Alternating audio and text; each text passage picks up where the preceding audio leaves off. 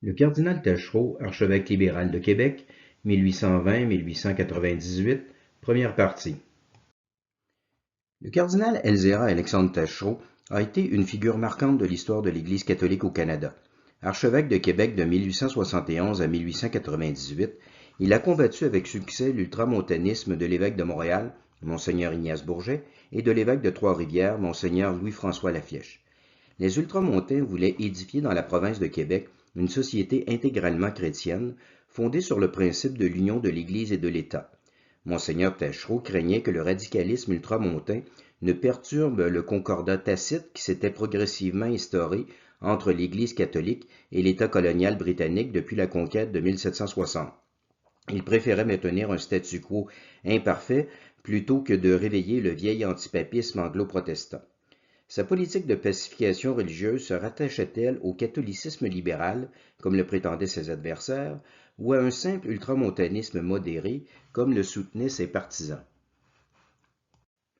Je vais résumer dans ces deux vidéos les conclusions de la thèse de doctorat en histoire que j'ai soutenue à l'Université Laval en 2006.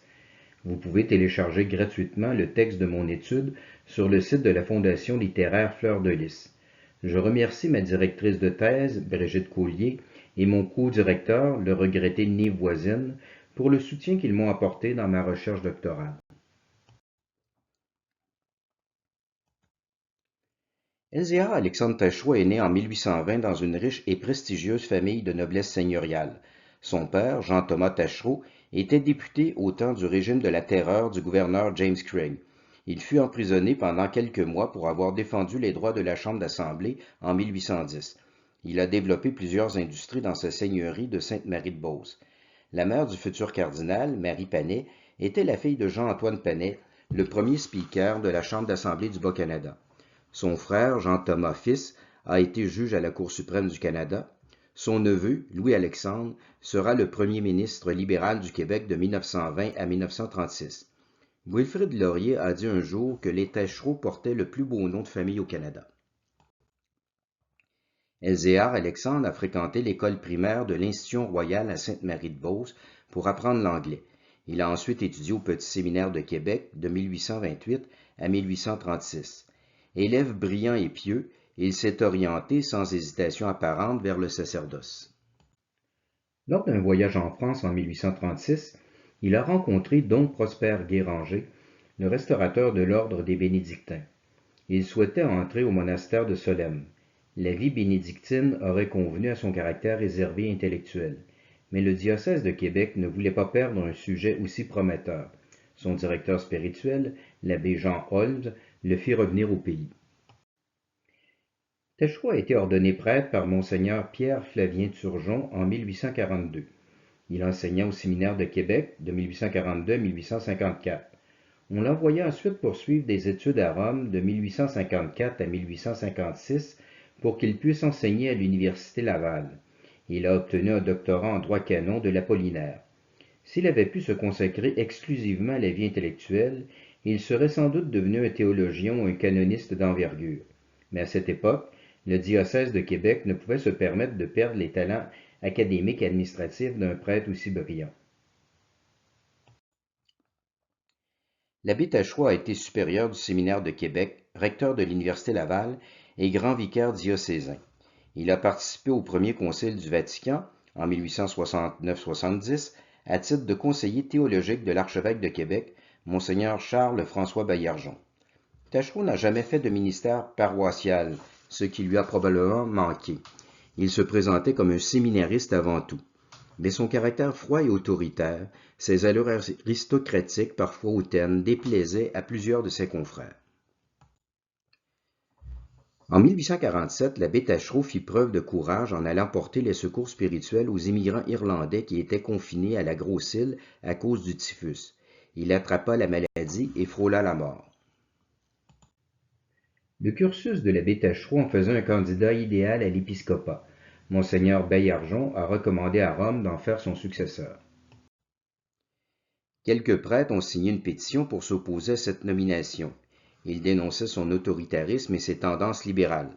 Monseigneur Bourget a défendu la candidature de Taschereau. Il se doutait que le nouvel archevêque de Québec lui donnerait du fil à retordre, mais il reconnaissait néanmoins la valeur de l'homme.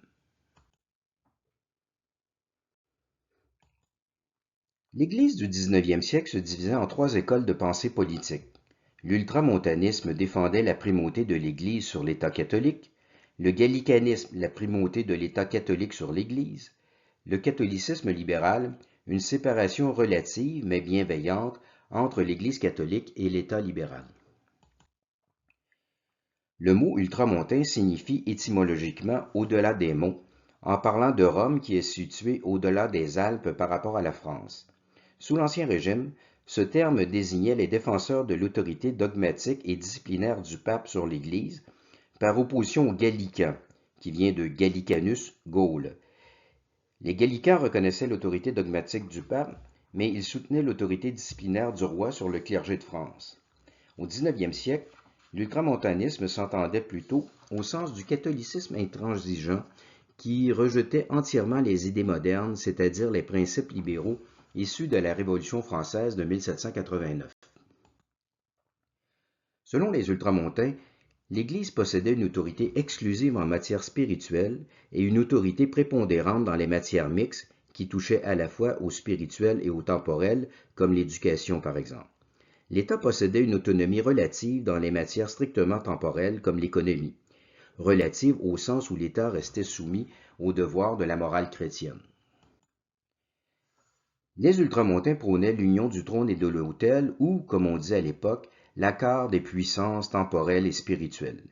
L'État devait être juridiquement catholique. Il devait protéger l'Église, suivre son enseignement moral et même rendre un culte public au vrai Dieu au nom de la société civile. Cette doctrine remonte à saint Augustin. Le pape Boniface VIII l'a rappelé dans la bulle Unam Sanctam en 1302, à l'occasion de son conflit avec le roi de France Philippe IV le Bel. La chrétienté, disait le Saint-Père, dispose de deux pouvoirs, le spirituel et le temporel. Tous deux sont au pouvoir de l'Église, le glaive spirituel et le glaive temporel, mais celui-ci doit être manié par l'Église, celui-là pour l'Église. Autrement dit, l'État doit être subordonné à l'Église. L'augustinisme politique repose sur l'idée que l'État doit contribuer au salut des âmes. L'Église accepte les trois formes classiques de gouvernement, la monarchie, l'aristocratie et la démocratie. La seule chose qui lui importe, c'est que l'État soit officiellement catholique et qu'il se soumette à l'autorité de l'Église. L'État catholique devrait idéalement interdire le culte public aux forts externes des fausses religions, tout en respectant la liberté de conscience des individus aux forts internes. Mais il peut exceptionnellement tolérer les cultes dissidents pour éviter un plus grand mal, comme la guerre civile. C'est ce que fit le roi de France, Henri IV, avec l'édit de Nantes en 1598. Mais l'État doit rétablir l'unité religieuse du pays dès qu'il en a les moyens, comme le fit Louis XIV en révoquant l'édit de Nantes en 1685. La liberté de culte est néfaste car elle place la vérité et l'erreur sur un pied d'égalité.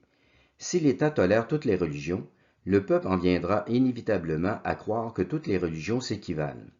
Évidemment, l'augustinisme politique ne peut se comprendre qu'en fonction du dogme hors de l'Église, point de salut. Le syllabus des erreurs modernes, publié par le pape Pie IX en 1864, condamnait cette proposition. À notre époque, il n'est plus utile que la religion catholique soit considérée comme l'unique religion de l'État à l'exclusion de tous les autres cultes.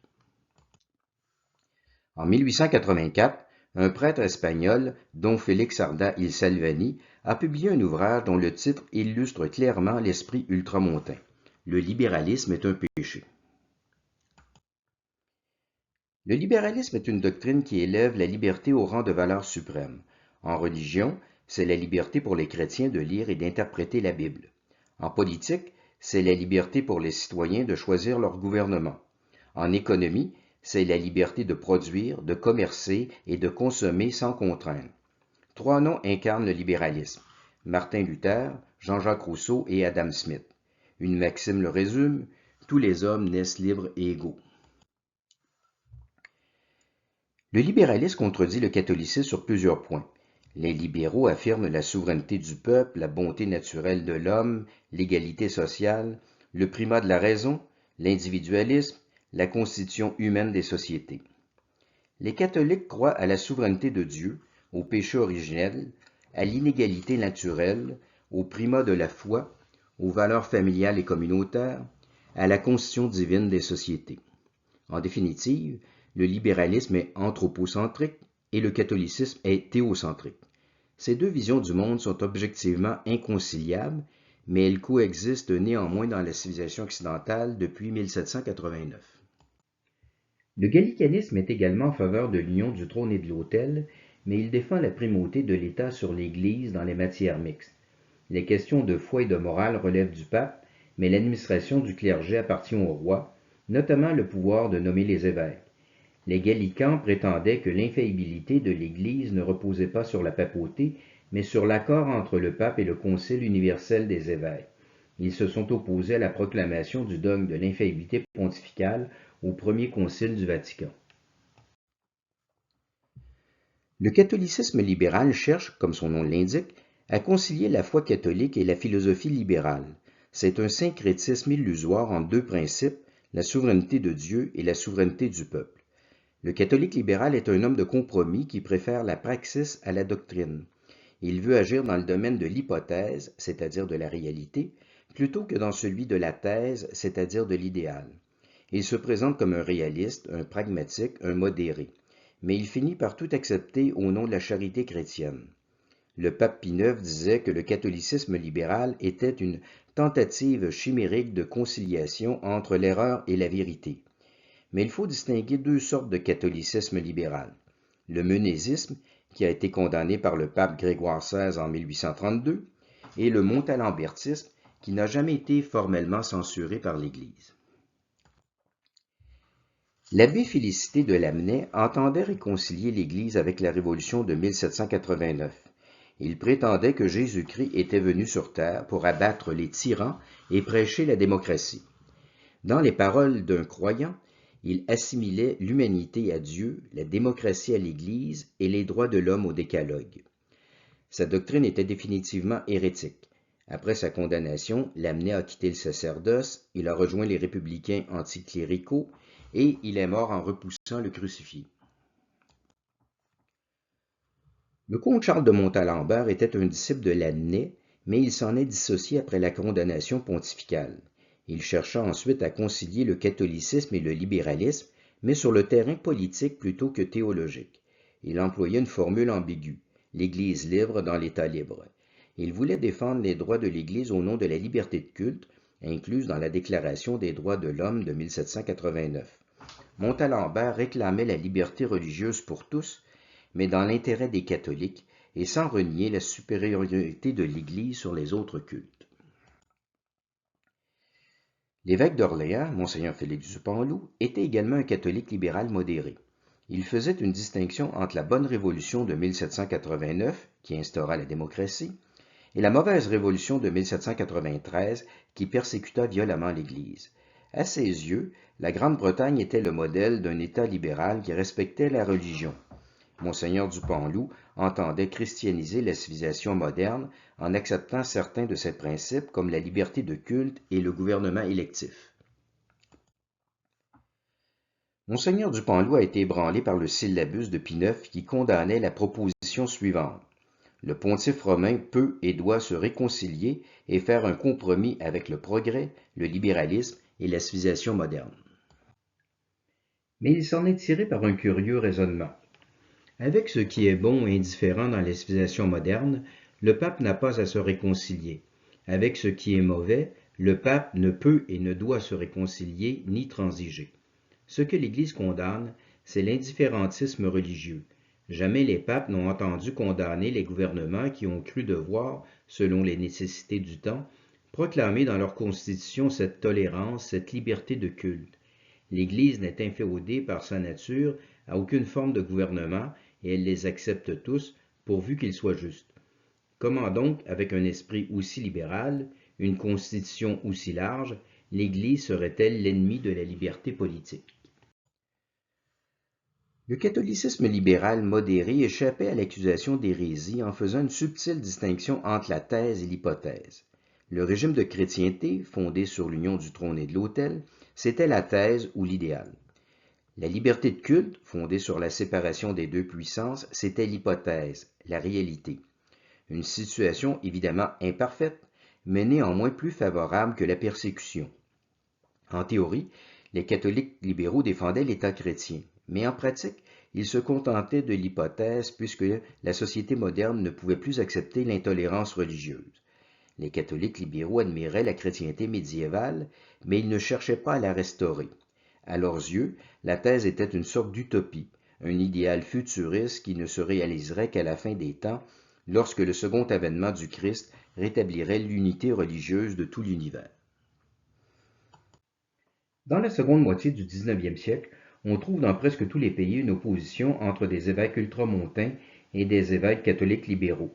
Le cardinal Pie contre Monseigneur du Panloup en France, Monseigneur Dumont contre le cardinal Sterckx en Belgique, le cardinal Manning contre le cardinal Newman en Angleterre, Monseigneur Corrigan contre le cardinal Gibbons aux États-Unis, Monseigneur Bourget et la Flèche contre le cardinal Taschereau au Québec. Mais les catholiques libéraux ont eu raison des ultramontains au Québec comme ailleurs. Le ralliement du pape Léon XIII à la République française en 1892 s'inspirait largement du catholicisme libéral modéré de Montalembert et du Panloup.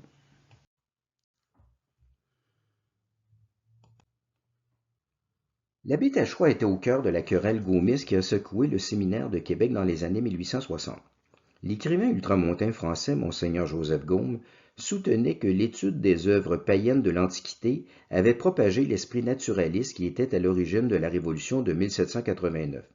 Il proposait d'enseigner le latin avec les auteurs chrétiens du bas empire romain et du Moyen Âge. La thèse gaulliste heurtait la pédagogie humaniste des Jésuites, dont s'inspiraient tous les collèges classiques. En 1851, le pape Pie IX a déclaré qu'on pouvait enseigner les auteurs païens, expurgés de leurs passages obscènes, sans négliger les auteurs chrétiens. Mais la querelle des classiques s'est poursuivie. En 1865, Taschereau a expulsé du séminaire de Québec l'abbé Alexis Pelletier, qui diffusait la thèse gaulliste. Monseigneur du Panloup l'a félicité d'avoir rejeté de pareilles doctrines avec lesquelles on serait bientôt ramené à la barbarie. Alexis Pelletier a poursuivi son œuvre de polémiste ultramontain dans le diocèse de Montréal à l'invitation de Monseigneur Bourget. Avant la proclamation du dogme de l'infaillibilité pontificale par le Concile Vatican I en 1869, le Grand Séminaire de Québec enseignait les deux théories alors en cours, la théorie ultramontaine de l'infaillibilité personnelle du pape et la théorie gallicane de l'infaillibilité du pape en accord avec un concile universel. Au Grand Séminaire Saint-Jacques à Montréal, on enseignait exclusivement la théorie ultramontaine. Le diocèse de Québec a même publié, en 1868, la très controversée brochure de Monseigneur du Panloup sur l'inopportunité de la proclamation du dogme de l'infaillibilité pontificale. Selon l'évêque d'Orléans, cette doctrine était sans doute fondée théologiquement, mais l'Église ne devait pas l'élever au rang de dogme pour éviter de choquer l'esprit démocratique du monde moderne. Le diocèse de Québec restait attaché aux traditions liturgiques gallicanes, alors que Montréal adoptait intégralement le rite romain comme le recommandait Pie IX. Cette divergence se voyait dans le costume ecclésiastique. Les prêtres de Québec portaient le rabat français et les prêtres de Montréal le collet romain. Le journal du séminaire de Québec, l'Abeille, faisait l'éloge des écrivains catholiques libéraux français, Montalembert, Lacordaire, Berryer, Ozanam et Dupanloup. Mais il ne parlait jamais des ultramontains comme Louis Veuillot, Juan Donoso Cortés et le cardinal Louis-Édouard Pie. En 1853, l'Abeille s'est jointe à la presse libérale du monde entier pour condamner le grand-duc de Toscane, en Italie, qui avait emprisonné deux pasteurs protestants qui faisaient du prosélytisme. L'argumentation de l'Abeille était typiquement catholique libérale.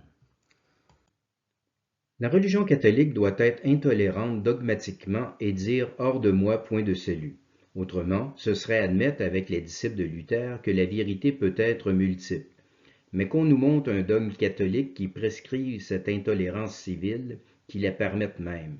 Puisque l'Église catholique, loin d'être coupable d'intolérance civile, n'a cessé et ne cesse de prêcher la charité envers tout le monde, l'on doit conclure que les actions et les lois civiles d'un prince catholique n'ont rien de commun avec le catholicisme et ne doivent être imputées qu'à celui qui les fait. Dans les notes de son cours d'histoire du Canada, l'abbé Taschereau louangeait la sagesse des évêques de Québec qui avaient su composer avec le pouvoir anglo-protestant au lendemain de la conquête. Il y a un temps pour parler et un temps pour se taire. Il y a un temps pour réclamer ses droits, mais avec prudence dans la manière de les réclamer.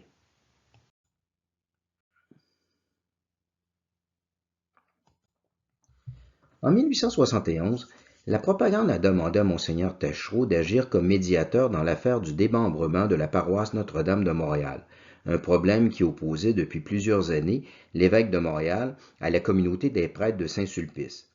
Avant 1906, l'Église canadienne relevait de la Congrégation romaine pour la propagation de la foi, communément appelée la propagande. En tant que membre de l'Empire britannique, le Canada était alors considéré comme un pays protestant, donc un pays de mission. Depuis l'époque de la Nouvelle-France, le supérieur des Sulpiciens était d'office curé et seigneur de l'île de Montréal. Au 19e siècle, les Sulpiciens étaient encore pour la plupart des Français de France. Ils avaient importé de la mère patrie un certain gallicanisme. La congrégation de Saint-Sulpice s'estimait indépendante de l'évêque de Québec.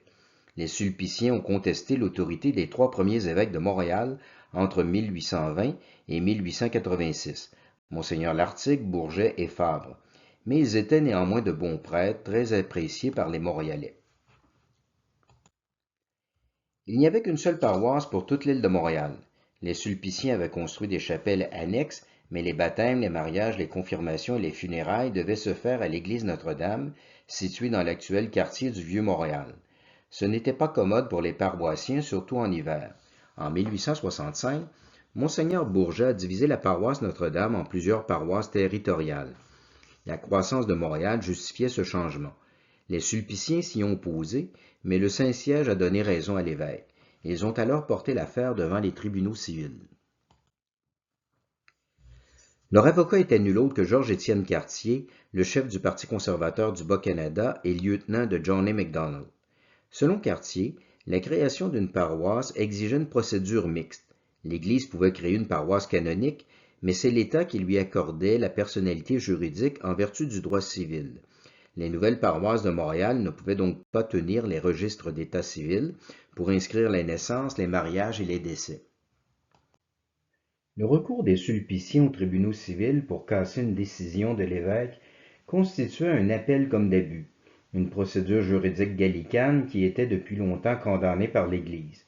En fait, le litige tenait surtout au partage des biens et de la dette de la paroisse Notre-Dame entre le diocèse de Montréal et le séminaire de Saint-Sulpice. Mais l'affaire soulevait une question de principe. En cas de conflit entre le droit canon et le droit civil, lequel devait l'emporter? Le juge Joseph Hubal de Baudry, qui enseignait à l'Université Laval, a défendu la thèse des Sulpiciens dans le Code des curés, marguilliers et paroissiens. Le droit gallican, disait-il, avait été introduit en droit canadien à l'époque de la Nouvelle-France et il y était resté en vigueur malgré la conquête anglaise. L'appel comme d'abus était donc une procédure recevable. L'auteur savait que cette procédure était condamnée par l'Église et il faisait mine de déplorer que le droit civil canadien ne soit pas en harmonie avec le droit canon. Mais c'était néanmoins l'état du droit. Le juge Baudry estimait que la liberté de l'Église catholique au Canada reposait sur une tolérance de facto de la part des autorités anglo-protestantes et non pas sur une alliance de jure entre l'Église et l'État. Le droit civil devait donc primer sur le droit canon. L'avocat Siméon Pagnuolo a défendu la position de Monseigneur Bourget dans ses études historiques et légales sur la liberté de l'Église en Canada. L'État canadien, disait-il, n'est certes pas constitutionnellement catholique puisqu'il fait partie de l'Empire britannique, mais l'anglicanisme avait perdu son statut de religion d'État.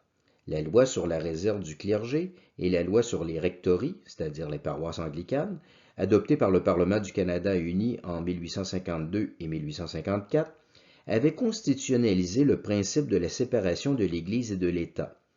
Mais cela n'affectait pas, à ses yeux, le statut particulier qui avait progressivement été concédé à l'Église catholique par le traité de capitulation de 1760, le traité de Paris de 1763, l'acte de Québec de 1774 et plusieurs autres décisions politiques et judiciaires des autorités coloniales britanniques. En reconnaissant l'existence légale de l'Église catholique, l'État reconnaissait implicitement tout le droit interne de l'Église, y compris le principe de la primauté du droit canon sur le droit civil. L'Église catholique du Canada n'avait pas un statut de religion établi, comme l'Église anglicane en Angleterre, mais elle n'était pas non plus une simple association religieuse volontaire, comme les autres églises protestantes de l'Angleterre.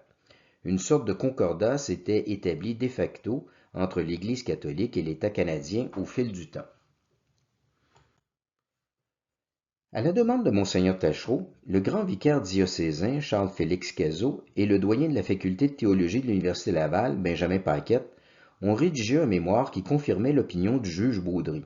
Les auteurs déploraient la primauté du droit civil sur le droit canon, mais ils recommandaient de ne pas remettre en question cet état de fait pour ne pas perturber la bonne entente qui régnait entre l'Église et l'État. Le journal ultramontain de l'abbé Alexis Pelletier, le franc-parleur, a reproché aux théologiens de Québec de considérer le gallicanisme comme un facteur de pacification politico-religieuse au mépris du syllabus qui condamnait explicitement l'appel comme d'abus. Toutes les divergences entre Québec et Montréal découlaient de la question du fondement de la liberté de l'Église catholique au Canada, simple tolérance de l'État anglo-protestant selon Taschereau, plein droit constitutionnel selon Bourget. Or, la réponse n'était pas claire.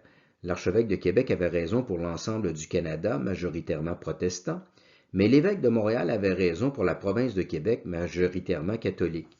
Les deux opinions se défendaient. Tout dépendait de la manière dont on percevait la toute nouvelle Confédération canadienne. Bourget et Laflèche insistaient sur l'autonomie de la province de Québec en disant qu'elle pouvait édifier une société aussi chrétienne qu'au Moyen Âge. Taschereau rappelait que l'État provincial restait subordonné aux autorités fédérales et impériales. Dans l'affaire de Notre-Dame, Monseigneur Taschereau n'était pas un médiateur neutre. Son rapport a penché du côté de Saint-Sulpice plutôt que de Monseigneur Bourget. Il est inhabituel de voir un archevêque soutenir une communauté religieuse contre son évêque. Mais ce n'était pas une simple querelle de clercs. Le démembrement de la paroisse Notre-Dame soulevait une question fondamentale aux multiples retombées. L'Église catholique était-elle en position de force ou de faiblesse au Canada? Deux décisions contradictoires ont été rendues par les tribunaux civils, l'une en faveur des sulpiciens, l'autre en faveur de l'évêque. Monseigneur Bourget a demandé à la législature provinciale d'adopter une résolution déclaratoire pour préciser que l'érection canonique d'une paroisse par l'évêque lui conférait ipso facto la personnalité civile. Le premier ministre du Québec, Pierre-Olivier Chauveau, était d'accord. C'eût été une victoire pour l'Église, mais le grand vicaire Cazot est intervenu au nom de l'archevêque pour que la législature adopte une loi nouvelle plutôt qu'une résolution déclaratoire. En pratique, cela ne changeait rien, puisque Monseigneur Bourget pouvait maintenant créer ses paroisses malgré le recours des sulpiciens. Mais en théorie, cela changeait quelque chose. Une résolution déclaratoire aurait prouvé que l'ancien droit gallican n'était plus en vigueur au Canada et que l'Église s'y trouvait en position de force. Une loi nouvelle affirmait au contraire que le droit gallican restait en vigueur, que l'Église se trouvait en position de faiblesse et qu'elle restait soumise à la bonne ou à la mauvaise volonté du gouvernement. Or, Monseigneur Taschereau voulait convaincre le Saint-Siège que l'Église catholique était en position de faiblesse au Canada pour justifier sa politique de prudence et de modération. Le succès de la démarche de Monseigneur Bourget auprès du gouvernement aurait pu contredire son analyse aux yeux de la propagande. Monseigneur Bourget et le séminaire de Saint-Sulpice finiront par s'entendre en 1873. L'île de Montréal sera divisée en plusieurs paroisses et les sulpiciens ne conserveront que la superbe église Notre-Dame dans le Vieux-Montréal. Le démembrement de la paroisse Notre-Dame a soulevé beaucoup de passions. L'abbé Alphonse Villeneuve a publié La Comédie infernale pour montrer que le diable voulait répandre le gallicanisme et le libéralisme au Canada par l'intermédiaire de Saint-Sulpice, de l'Université Laval et de l'Archevêché de Québec. Monseigneur Taschereau a fait mettre l'ouvrage à l'index. L'anticlérical, Louis-Antoine Dessaulles, a soutenu les sulpiciens pour narguer Monseigneur Bourget, qu'il qualifiait de prélat moyenâgeux. Monseigneur Laflèche a reproché à l'archevêque de Québec de ne pas s'être élevé comme un mur pour défendre les droits de l'Église.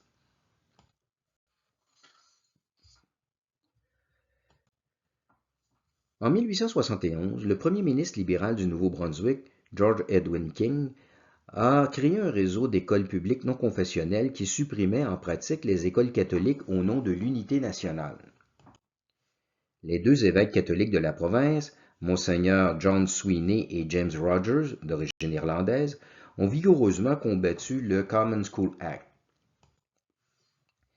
L'article 93 1 à 4 de l'Acte de l'Amérique du Nord britannique protégeait théoriquement les écoles confessionnelles des minorités, mais le comité judiciaire du Conseil privé de Londres, tribunal suprême de l'Empire britannique, a néanmoins approuvé la constitutionnalité de la loi.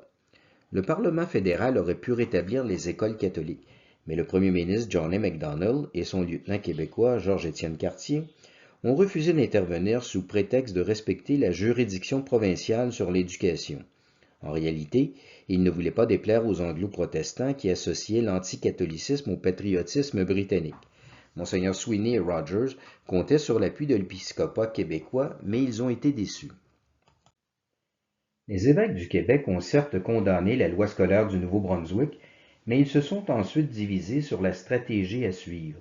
Monseigneur Bourget voulait mener une vigoureuse campagne de presse pour faire pression sur le gouvernement conservateur. Monseigneur Taschereau craignait que cette campagne ne profite au Parti libéral et à son aile anticléricale. Les ultramontains aimaient en appeler à l'opinion publique. Monseigneur Taschereau misait plutôt sur la diplomatie, sur des négociations discrètes entre l'Église et l'État. Il écrivit à Monseigneur Bourget: « Votre grandeur sait que les chefs de l'opposition libérale ont longtemps soutenu la thèse que l'éducation doit être ôtée au clergé. Aujourd'hui, ces mêmes hommes se taisent sur cette question et ils font les zélés pour les catholiques du Nouveau-Brunswick. Ils veulent capter la bienveillance de nos fidèles catholiques, mais une fois montés au pouvoir, ils sauront bien jeter le masque et accomplir les desseins qu'ils cachent pour mieux réussir. » L'archevêque fit quelques démarches auprès de ses amis du Parti conservateur, Hector Langevin et Pierre-Olivier Chauveau, mais sans succès. Il a finalement repris à son compte l'argument de Georges-Étienne Cartier. Si l'on demandait à l'État fédéral d'intervenir dans le domaine de l'éducation au Nouveau-Brunswick, il risquait de faire un jour la même chose au Québec. L'argument était spécieux, car le gouvernement du Québec n'aurait jamais osé s'attaquer aux écoles de la minorité anglo-protestante. Les évêques irlandais du Nouveau-Brunswick ont eu l'impression d'avoir été abandonnés par leurs collègues canadiens-français. Mais l'abandon était le fait de l'archevêque de Québec. Monseigneur Bourget frappait plus fort. En 1872, les ultramontains ont aidé Louis-Amable Jeté, libéral mais bon catholique, à vaincre Georges-Étienne Cartier dans le comté de Montréal-Est.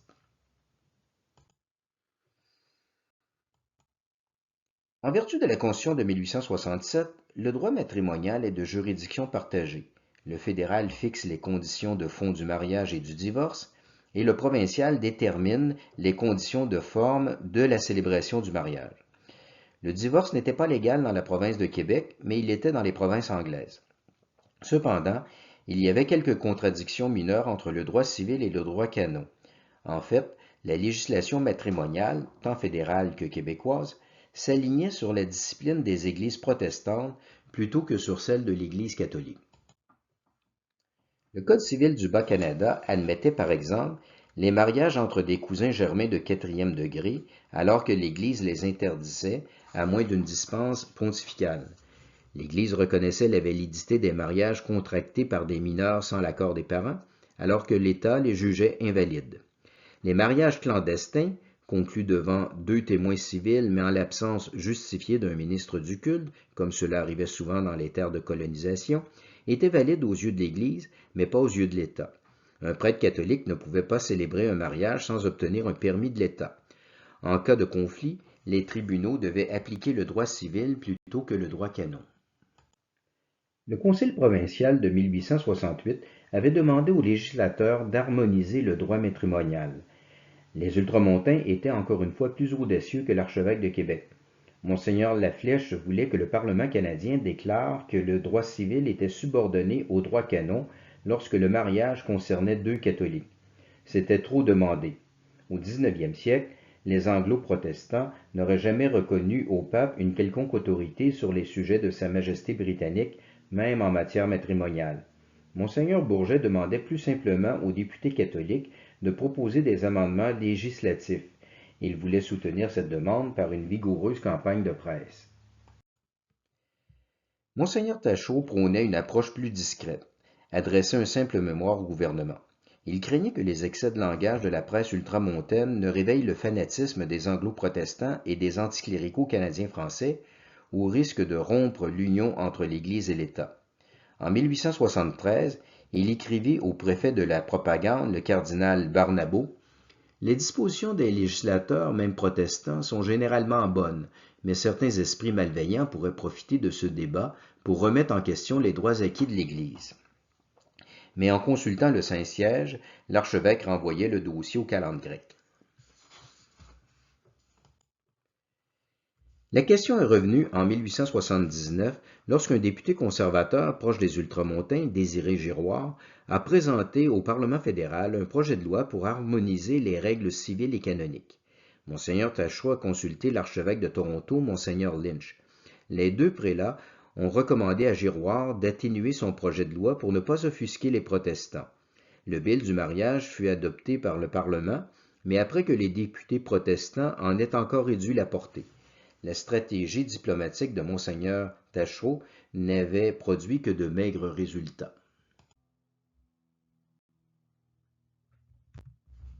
En 1874, le Conseil privé de Londres a tranché le fameux procès Guibord. Rappelons les faits. En 1869, Monseigneur Bourget avait condamné l'Institut canadien de Montréal, une société littéraire anticléricale. Les membres de l'Institut devaient le quitter sous peine d'excommunication. Les libéraux opportunistes comme Wilfrid Laurier l'ont fait immédiatement, mais un noyau dur, dirigé par Louis-Antoine Dessaulles, le neveu de Louis-Joseph Papineau, a résisté à l'injonction de Monseigneur Bourget. Un membre de l'Institut, Joseph Guibord, est décédé en état d'excommunication.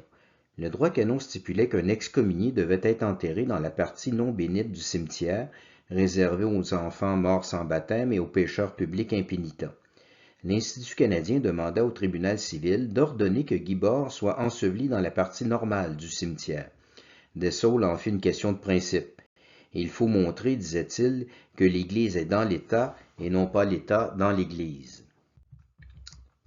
Le Conseil privé de Londres accorda la requête pour une question de forme, mais sans donner raison à l'Institut canadien sur le fond. Le tribunal admettait que l'Église avait le droit de refuser la sépulture ecclésiastique à un excommunié, mais l'excommunication devait avoir été prononcée nominalement pour telle personne avant sa mort. Or, le décret d'excommunication de Monseigneur Bourget ne parlait que des membres de l'Institut canadien, sans nommer spécifiquement Joseph Guibord. D'après le tribunal, l'excommunication était invalide à cause d'un vice de forme. On transféra la dépouille de Joseph Guibord du cimetière protestant, où il reposait depuis 5 ans, au cimetière catholique de la Côte-des-Neiges. Mais il fallut recourir à l'armée pour contenir la foule qui protestait contre cette violation des droits de l'Église. L'Institut canadien avait gagné la bataille judiciaire à Londres, mais l'évêque ultramontain avait remporté la victoire politique à Montréal. Le Conseil privé s'est penché sur le fondement juridique de la liberté de l'Église catholique au Canada, mais sans trancher la question. Le tribunal a déclaré que l'Église catholique n'avait ni un statut d'Église établie, ni un statut de simple association volontaire. Le débat restait ouvert.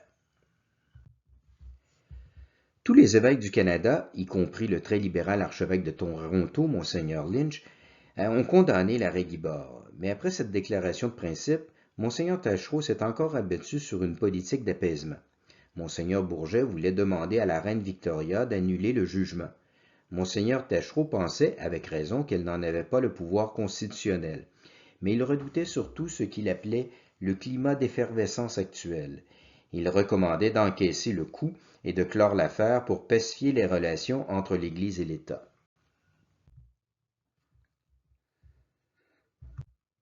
La querelle universitaire est sans doute la plus intense conflit qui ait opposé Monseigneur Tachereau à Monseigneur Bourget.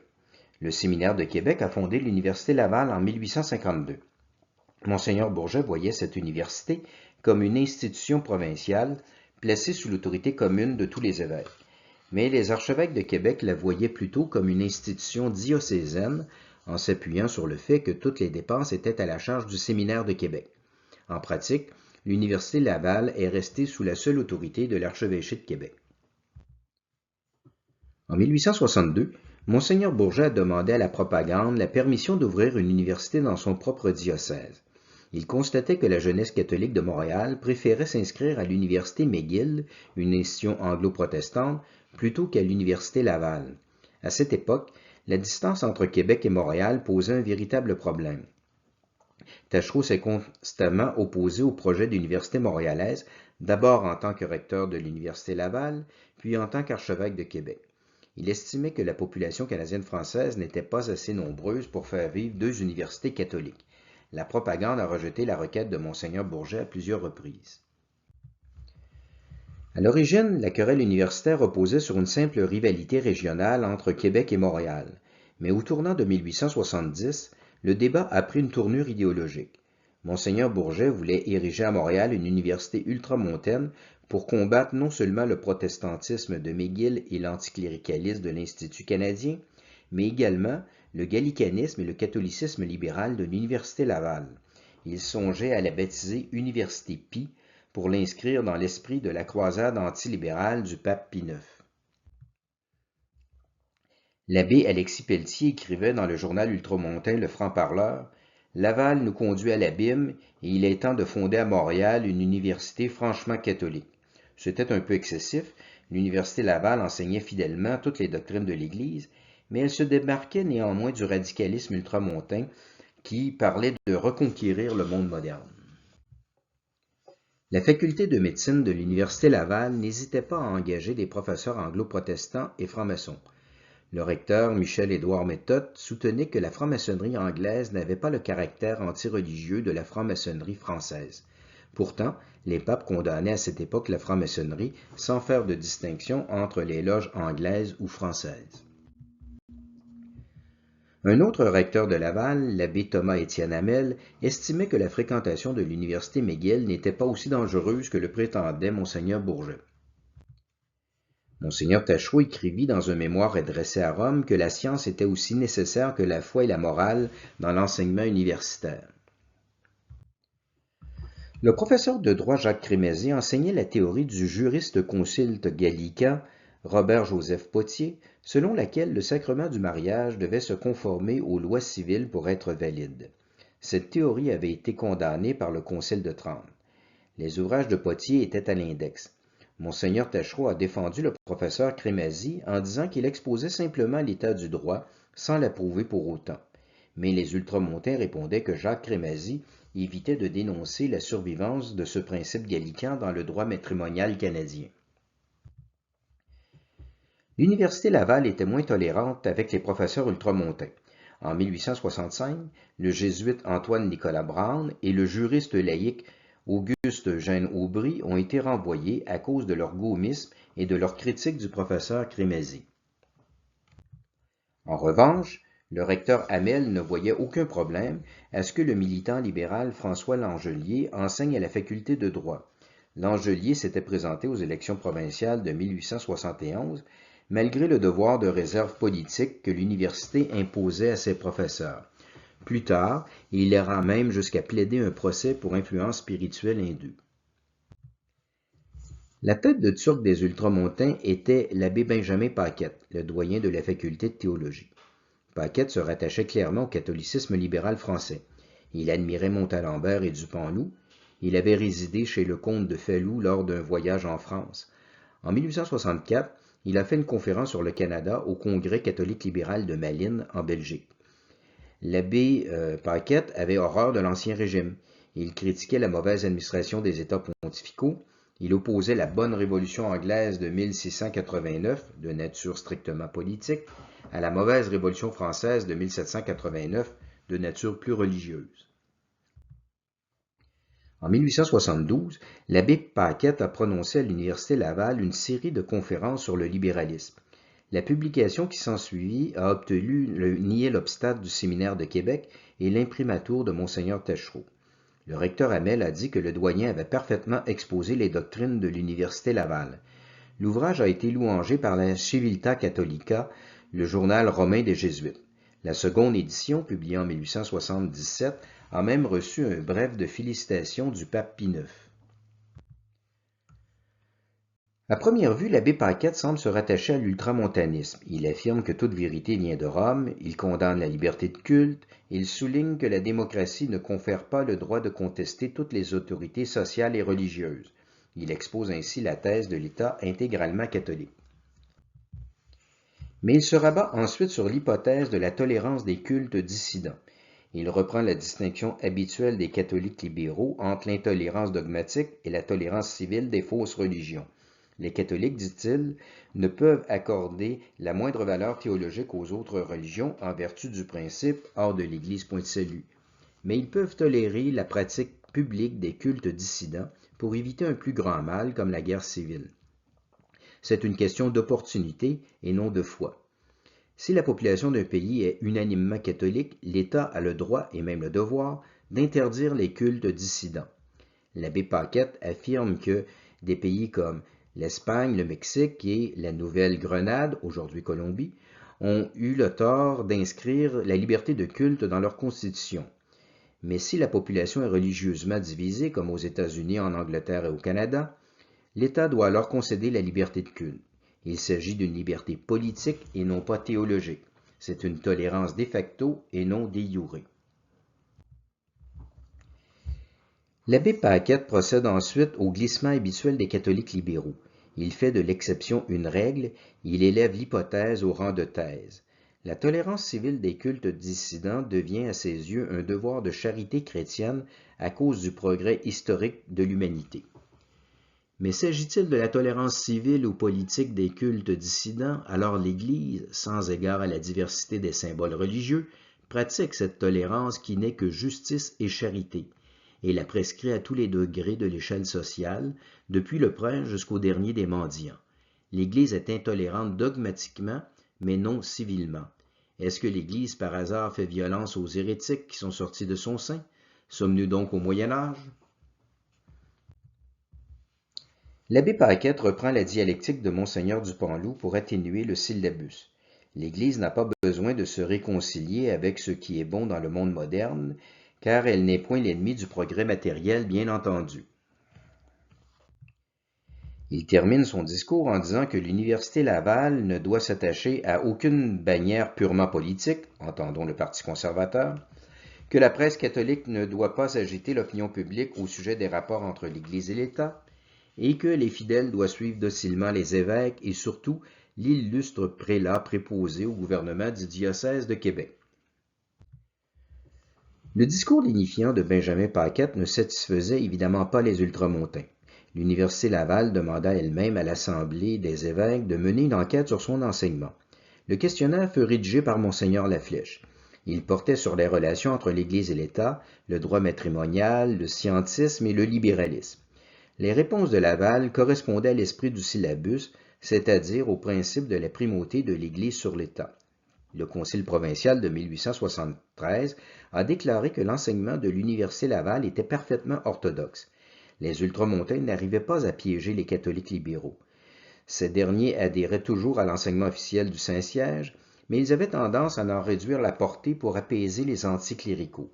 Le catholicisme libéral était une praxis plutôt qu'une doctrine. Le bref de félicitations du pape Pie IX à l'abbé Paquette, obtenu pour la seconde édition, imprimé à Rome par la propagande en 1877, permettait à l'Université Laval de crier victoire. Mais le texte était ambigu. Il semblait même contredire le discours de l'abbé Paquette sur la légitimité du libéralisme modéré à l'anglaise. Le Saint-Père écrivait « Nous vous félicitons de prémunir les jeunes clercs contre l'erreur du libéralisme, erreur qui, sous le couvert d'une teinte de modération et du titre de catholique, infecte les esprits honnêtes.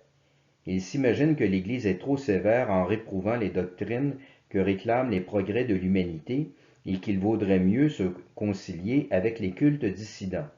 Ils se rendent au désir des adversaires et leur tendent une main amie. Ils s'efforcent d'incliner vers l'erreur la vérité inflexible de sa nature. Nous n'avons pas eu le temps de lire votre ouvrage, mais nous souhaitons que tout ce qui s'y trouve soit conforme à la doctrine du Saint-Siège. En 1874, la propagande a ordonné à l'Université Laval d'ouvrir une succursale à Montréal aux frais du diocèse de Montréal. Le Saint-Siège donnait raison à Monseigneur Bourget en reconnaissant que la province de Québec avait besoin d'une seconde université catholique, tout en permettant à Monseigneur Taschereau d'en garder le contrôle. On pourrait dire que Rome approuvait le régionalisme de l'évêque de Montréal et l'idéologie de l'archevêque de Québec. Cette solution avait été proposée à Rome par Monseigneur Taschereau dès 1870. L'archevêque comprenait qu'il ne pourrait pas toujours s'opposer au projet universitaire de Monseigneur Bourget, étant donné la croissance de la métropole du Canada. Mais pourquoi tenait-il à ce que ce soit une succursale plutôt qu'une institution distincte? La succursale pouvait enlever à la maison mère autant d'étudiants qu'une université autonome. Sur le plan financier, ça ne changeait rien. Mais l'enjeu idéologique l'emportait maintenant sur l'enjeu régionaliste. Le recteur Hamel craignait que l'Université de Montréal ne devienne un foyer d'ultramontanisme. On aura alors camp contre camp et hôtel contre hôtel. L'Université de Montréal sera essentiellement politique, faisant du droit public et du droit canon, non pas avec l'autorité infaillible de l'Église, mais avec une autorité privée et contestée, et cependant ardente, c'est-à-dire l'ultramontanisme. Quel bien la religion et la patrie tireront-elles de discussions publiques dans lesquelles les divergences épiscopales se laisseront probablement voir sous le voile d'enseignements universitaires dissemblables? Monseigneur Bourget s'estimait désavoué par Rome. Il ne voulait pas introduire un foyer de catholicisme libéral dans son diocèse, ni s'opposer à la décision du Saint-Siège. Il présenta sa démission en 1876. Il faut dire que l'évêque de Montréal était âgé et malade. Il a passé le reste de sa vie dans la maison des Jésuites au nord de l'île de Montréal. Il avait une réputation de sainteté et on lui attribuait même des miracles. Monseigneur Taschereau reconnaissait les mérites de Monseigneur Bourget, mais il était sans doute heureux d'être débarrassé de son rude adversaire. L'archevêque de Québec pourra maintenant prendre le leadership de l'Église canadienne-française. En 1871, un groupe de laïcs ultramontains, dirigé par François-Xavier Anselme Trudel, a publié dans le Journal des Trois-Rivières, l'organe officieux de Monseigneur Laflèche, un programme catholique. Le manifeste recommandait de ne voter que pour des candidats conservateurs qui promettaient d'appuyer les évêques dans toutes les questions qui touchaient au rapport entre l'Église et l'État. Les programmistes affirmaient que le Parti conservateur restait le meilleur garant des droits religieux et nationaux des Canadiens français. Ils associaient le Parti libéral à l'anticléricalisme, mais ils reprochaient à Georges-Étienne Cartier de ne pas défendre suffisamment les droits de l'Église. Les ultramontains voulaient ramener le Parti conservateur à de meilleures positions. Certains songeaient même à fonder un parti catholique sur le modèle du Zentrum allemand.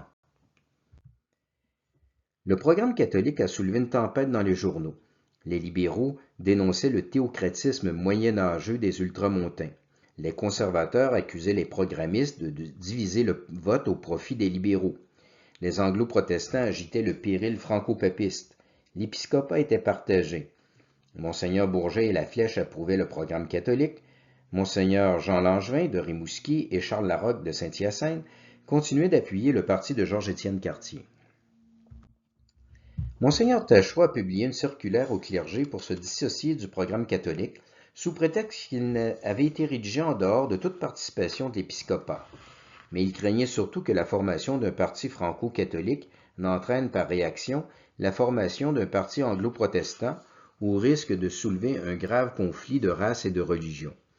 Taschereau écrivait à Bourget qu'il adhérait sans réserve aux doctrines du syllabus, mais qu'il trouvait le programme catholique inopportun à cause des bonnes dispositions de la classe politique et du risque de soulever des querelles religieuses dans un pays à majorité anglo-protestante.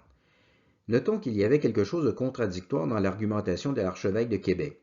Si les relations entre l'Église catholique et l'État canadien étaient aussi bonnes qu'il le prétendait, pourquoi craignait-il qu'un simple rappel des principes du syllabus ne provoque une guerre de race et de religion? Monseigneur Taschereau a consulté le Saint-Siège qui a répondu 3 ans plus tard comme d'habitude. La propagande a reproché à l'archevêque d'avoir agi trop rapidement et elle a demandé aux journaux catholiques de mettre un terme à la polémique. Cette consigne ne fut guère suivie. La presse ultramontaine disait que Monseigneur Bourget et Laflèche étaient les seuls prélats qui ne trahissaient pas l'Église. Les journaux conservateurs et libéraux louangeaient la sagesse de Monseigneur Taschereau. Le Parti libéral d'Alexander Mackenzie a remporté les élections fédérales de 1874.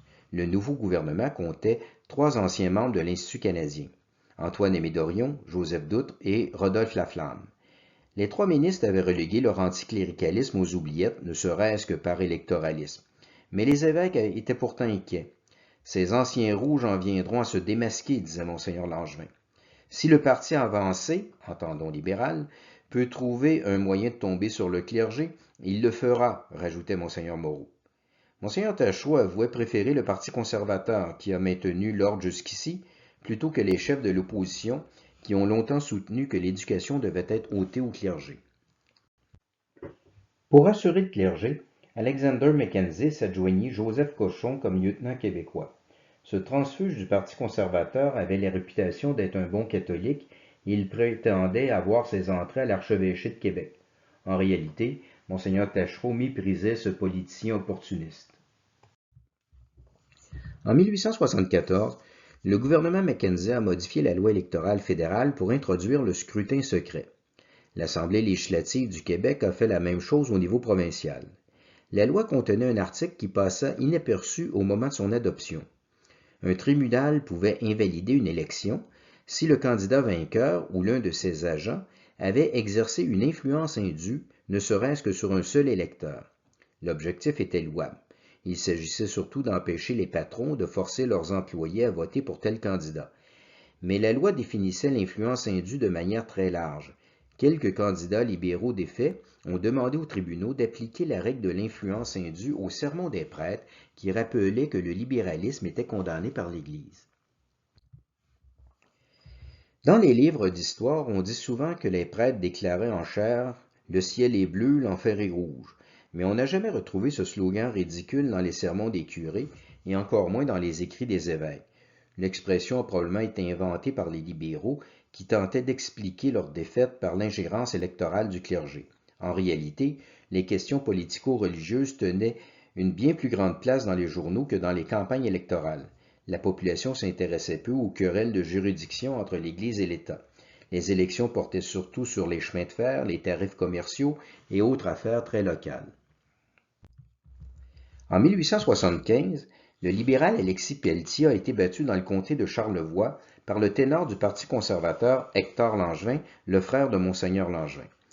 Son avocat, François Langelier, a plaidé l'influence spirituelle indue. Le procès a été entendu par le juge Adolphe Basile Routier, le fameux auteur des Paroles d'Au Canada. C'était un catholique ultramontain. Il a rejeté la requête en vertu de la pleine liberté constitutionnelle de l'Église catholique au Canada. À ses yeux, l'État ne pouvait pas sanctionner le discours d'un prêtre prononcé dans le cadre de son ministère. La personne qui se sentait lésée devait porter plainte devant l'évêque. Les libéraux ont eu plus de succès dans le comté de Bonaventure en 1876. Les juges Louis-Napoléon Cazot, John McGeer et Thomas McCord ont statué qu'un prêtre exerçait une influence indue au sens de la loi en disant que l'on commettait un péché en votant pour le Parti libéral. Selon Cazot, l'Église catholique avait le même statut juridique au Canada qu'en Angleterre. Elle était donc soumise à la suprématie du Parlement. Il reconnaissait que ce principe s'opposait à la doctrine catholique, mais le devoir d'un juge est d'appliquer la loi sans la critiquer. Toutefois, le tribunal n'a pas été jusqu'à imposer une amende aux prêtres fautifs, bien que la loi lui permît. Il a simplement annulé l'élection et ordonné un nouveau scrutin. Le juge Cazot enseignait à la faculté de droit de l'Université Laval. C'était embêtant pour Monseigneur Taschereau. Le comté de Bonaventure se trouvait dans le diocèse de Rimouski. Monseigneur Langevin a publié un mandement pour condamner le jugement. Il exigeait que l'Université Laval renvoie le professeur Cazot. Ce dernier a présenté sa démission pour apaiser la controverse, mais le recteur Hamel lui a demandé d'attendre la décision de la propagande. Monseigneur Taschereau a défendu Cazot en disant qu'il ne fallait pas attribuer au professeur les opinions du juge. Cette curieuse distinction a scandalisé l'évêque de Rimouski. L'affaire Cazot a rompu le lien d'amitié entre Taschereau et Langevin, deux anciens confrères de classe. En 1877, la Cour suprême du Canada a renversé la décision du juge Routier dans l'affaire de Charlevoix. Le tribunal a statué que la loi électorale s'appliquait au sermon des prêtres et que le fait de qualifier le libéralisme de péché constituait une influence spirituelle indue. Le jugement faisait l'apologie de la loi électorale, ce complément naturel des belles institutions que nous tenons de l'Angleterre sous le rapport de la liberté civile et religieuse. Il justifiait la primauté de l'État sur l'Église en vertu du principe constitutionnel anglais de l'omnipotence du Parlement. La Cour suprême rejetait donc la théorie ultramontaine du statut particulier de l'Église catholique au Canada. La cause n'a pas été portée en appel au Conseil privé de Londres. L'arrêt de la Cour suprême avait été rédigé par le juge Jean-Thomas Taschereau, le frère de l'archevêque de Québec. Les ultramontains ne se gênaient pas pour faire un amalgame entre la famille Taschereau et le libéralisme. L'archevêque a envoyé une lettre aux journaux pour déclarer qu'il n'avait exercé aucune influence sur le tribunal, ce qui était sans doute vrai, mais il dut sortir de son attentisme. Il suggéra aux évêques de condamner le jugement dans une brève déclaration qui s'adresserait au gouvernement plutôt qu'à l'opinion publique. Il ordonna au clergé de son diocèse de ne pas aborder cette question devant les fidèles. Monseigneur Taschereau prônait encore une fois une politique d'apaisement.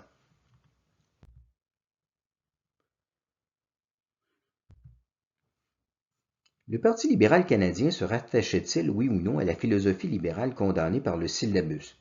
Les libéraux faisaient une distinction entre le libéralisme politique à l'anglaise et le libéralisme doctrinal à la française. Le premier ne portait que sur la forme élective du gouvernement, alors que le second touchait au caractère antireligieux de l'État. D'après eux, l'Église condamnait le libéralisme doctrinal, mais pas le libéralisme politique. Les ultramontains rejetaient ce raisonnement. À leurs yeux, il n'y avait qu'un seul libéralisme et il était définitivement condamné par l'Église. Le syllabus ne faisait d'ailleurs aucune distinction entre le libéralisme anglais et le libéralisme français. L'idée maîtresse du libéralisme, ce n'est pas la démocratisation de l'État, mais la sécularisation de la société, autrement dit la séparation entre la politique et la religion. Or, les deux libéralismes, anglais et français, sont, l'un comme l'autre, en faveur de la neutralité religieuse de l'État. Les catholiques libéraux retenaient malgré tout cette distinction. Montalembert combattait le laïcisme français, mais il n'avait que des éloges pour les institutions anglaises qui semblaient respecter la religion. Monseigneur du Panloup condamnait le libéralisme religieux de 1793, mais il approuvait le libéralisme politique de 1789. Au Québec, le supérieur du collège de Saint-Hyacinthe, l'abbé Joseph Sabin-Raymond, allait dans le même sens. Il entretenait d'ailleurs une correspondance suivie avec les catholiques libéraux de France. L'abbé Raymond n'était pas à proprement parler un libéral, il a même soutenu une vive polémique contre le chef de l'Institut canadien de Montréal, Louis-Antoine Dessaulles. Mais l'abbé Raymond invoquait constamment la distinction entre la thèse et l'hypothèse au nom du réalisme. Considéré du point de vue absolu, la liberté des cultes est un mal parce qu'elle cause la perte des âmes. Mais comme l'état des esprits ne permet pas que l'on touche à la liberté des cultes en certains pays, il est permis de la tolérer, de la défendre et d'en jurer l'observation dans les constitutions qui en font une loi fondamentale. D'après lui, il ne fallait pas confondre le libéralisme politique, qui ne réclame que l'élection du gouvernement par le peuple, avec le libéralisme doctrinal, qui entend chasser Dieu de la société. Ce libéralisme doctrinal qui ravageait l'Europe lui paraissait heureusement inconnu au Canada. Ici, il n'y a pas de libéralisme dans le sens condamné par le vicaire du Christ, car il ne s'agit évidemment pas du libéralisme politique. Dans aucune autre contrée, l'Église ne jouit d'une aussi entière liberté que dans la nôtre. Mais évitons de blesser la susceptibilité ombrageuse des concitoyens d'une autre croyance que, dans notre état politique, nous ne devons pas heurter dans l'intérêt même de nos droits religieux. Le grand vicaire du diocèse de Québec, l'abbé Charles-Félix Cazot, a dit que les conférences de Joseph Sabin-Raymond mettraient fin aux accusations de gallicanisme et de libéralisme que l'on profère contre les hommes et les institutions les plus vénérables. Monseigneur Taschereau pensait, comme l'abbé Raymond, qu'une croisade antilibérale était injustifiée au Canada. Il écrivait à son collègue de Saint-Hyacinthe, Monseigneur Larocque, « Le pape parle avec beaucoup d'énergie en Europe parce qu'il a affaire à des hommes profondément pervertis. Mais tant qu'il a eu espoir de les ramener à de meilleurs sentiments, il n'a pas brusqué les choses, ni employé le langage d'aujourd'hui. Il a toujours réclamé les droits de l'Église, d'abord suavitaires et plus tard fortitaires, selon que les circonstances le demandaient. Grâce à Dieu, nous pouvons encore au Canada nous en tenir aux suavitaires avec quelque espoir de réussir. »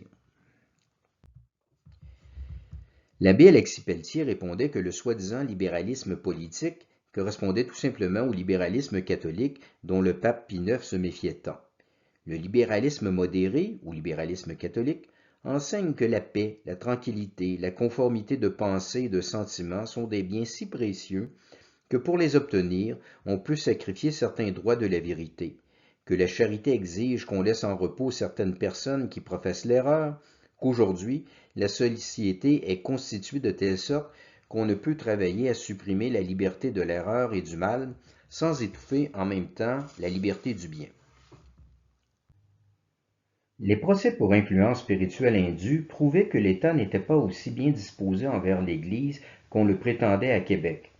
Monseigneur Taschereau s'est temporairement rallié à ses collègues ultramontains. En 1875, les évêques ont publié une lettre pastorale collective pour condamner le libéralisme catholique. Les partisans de cette erreur subtile applaudissent à l'autorité civile chaque fois qu'elle envahit le sanctuaire, et ils cherchent par tous les moyens à induire les fidèles à tolérer, sinon à approuver, des lois iniques. Le Saint-Père affirme que c'est une conciliation chimérique de la vérité avec l'erreur. En présence de 5 brefs apostoliques qui dénoncent le libéralisme catholique comme absolument incompatible avec la doctrine de l'Église, quoiqu'il ne soit pas formellement condamné comme hérétique, il ne peut plus être permis en conscience d'être un libéral catholique. La lettre pastorale s'en tenait au principe sans apposer explicitement l'étiquette de libéralisme catholique au Parti libéral canadien. On pouvait la comprendre comme la censure d'une doctrine qui entachait plus ou moins les deux partis politiques. Mais les contemporains l'ont interprétée comme une condamnation formelle du Parti libéral. L'archevêque de Toronto, Monseigneur Lynch, s'est dissocié de ses collègues canadiens-français en publiant une lettre d'appui au gouvernement libéral d'Alexander Mackenzie. Notons qu'en Ontario, les libéraux étaient moins hostiles aux catholiques que les conservateurs, souvent liés à la Ligue d'Orange. Monseigneur Lynch écrivait que l'Église ne devait pas réclamer le contrôle absolu des matières mixtes qui touchent à la fois au spirituel et au temporel. Cette affirmation était contraire à la doctrine sociale de l'Église. Monseigneur Taschereau a réprimandé Monseigneur Lynch, mais l'archevêque de Québec craignait une éventuelle rupture entre l'épiscopat canadien-français et l'épiscopat canadien-anglais, encore plus qu'un affrontement entre l'Église et l'État. Les anglo-protestants du Québec dénonçaient le mouvement théocratique qui menaçait les British Civil Liberties. Le député conservateur Alexander Taylor Galt agitait le spectre d'un nouveau 1837. Le ministre libéral Lucius Seth Huntingdon invitait les Anglais à se joindre aux Canadiens français anticléricaux pour combattre le despotisme de Monseigneur Bourget. Monseigneur Taschereau demandait à Alexander Mackenzie et à Joseph Cochon de désavouer Huntingdon, mais il n'en fit rien. Monseigneur Bourget a publié un mandement pour condamner les propos du ministre libéral. Mais Taschereau commençait à prendre peur. Il écrivait à Monseigneur Langevin: « Je ne sais pas si dans l'état d'effervescence où sont aujourd'hui les esprits, ce mandement de Monseigneur Bourget n'a produit d'autre effet que de fournir un nouvel aliment à la malice des ennemis de l'Église. Il me semble qu'il y a plus à gagner en laissant se calmer un peu cette effervescence qui est trop violente pour durer. Voilà pourquoi j'aime mieux être taxé de pusillanimité, comme je sais que l'on fait, que de me jeter tête baissée dans une voie dont je ne distingue pas encore clairement l'issue. » En 1876, l'archevêque de Québec s'est dissocié du reste de l'épiscopat en publiant un mandement qui atténuait l'impact de la pastorale collective de 1875. Monseigneur Taschereau rappelait que le laïcisme était la grande erreur des temps modernes, mais il évitait de parler du libéralisme catholique. Il affirmait qu'aucun parti politique canadien n'était condamné par l'Église. Il invitait les fidèles à respecter les lois qui protégeaient la pureté des élections. Il rappelait que le 4e concile provincial de Québec, en 1868, avait imposé aux prêtres la plus stricte neutralité politique. Les libéraux jubilaient. Ils déclaraient sur toutes les tribunes que l'archevêque de Québec avait approuvé l'orthodoxie religieuse de leur parti. Notons que le mandement de 1876 ne contredisait pas formellement la pastorale de 1875, mais il lui donnait un autre sens en mettant les deux partis politiques sur un pied d'égalité du point de vue religieux. Monseigneur Taschereau se défendait bien d'avoir fait volte-face.